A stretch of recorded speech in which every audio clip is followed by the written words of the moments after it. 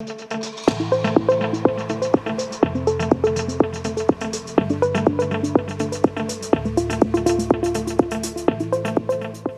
à tous, je suis ravi de vous retrouver pour une nouvelle vidéo SCPI du trimestre dédiée à LF Avenir Santé.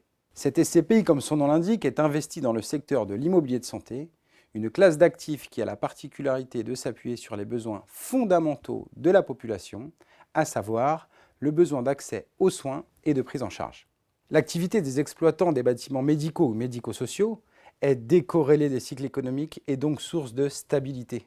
Du fait de l'augmentation et du vieillissement de la population, qui sont des tendances long terme dont on connaît très bien l'évolution, la croissance de ces besoins fondamentaux et donc de cette demande pour l'immobilier de santé est avérée et pérennise l'activité des exploitants locataires. Cela permet notamment à ces utilisateurs de signer des baux de longue durée, on parle de plus de 20 ans en Europe, offrant une bonne visibilité sur les revenus locatifs aux investisseurs. Notre réponse aux enjeux de l'immobilier de santé est donc adressée par LF Avenir Santé, lancée il y a un peu plus de 2 ans.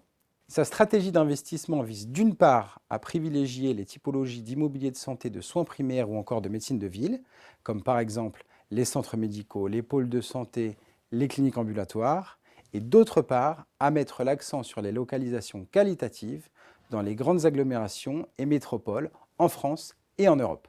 Cette stratégie différenciante, tant sur la typologie des actifs que sur leur localisation par rapport aux autres SCPI à thématique santé, en fait donc un produit complémentaire dans le cadre d'une allocation de SCPI.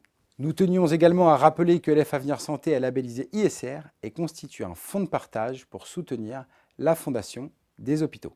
En 2023, la collecte dynamique a permis de doubler la taille du portefeuille sous gestion pour atteindre une capitalisation de près de 183 millions d'euros, dont près de la moitié est représentée par des pôles ou des centres de santé et 35% par des cliniques.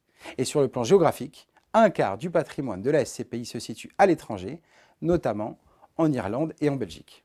À titre d'exemple, nous avons récemment fait l'acquisition d'un centre de soins primaires à Dublin, exploité par une solide mutuelle irlandaise et loué pour une durée de 25 ans, dont 15 ans ferme.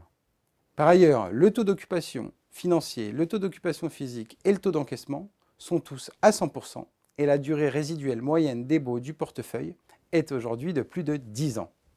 Côté performance, le taux de distribution pour l'année 2023 se porte à 4,80% et l'objectif pour 2024 est de venir capter les opportunités de marché suite à la hausse des taux afin d'améliorer le taux de distribution par rapport à 2023. Je vous remercie pour votre écoute et vous donne rendez-vous pour un prochain épisode de la SCPI du trimestre.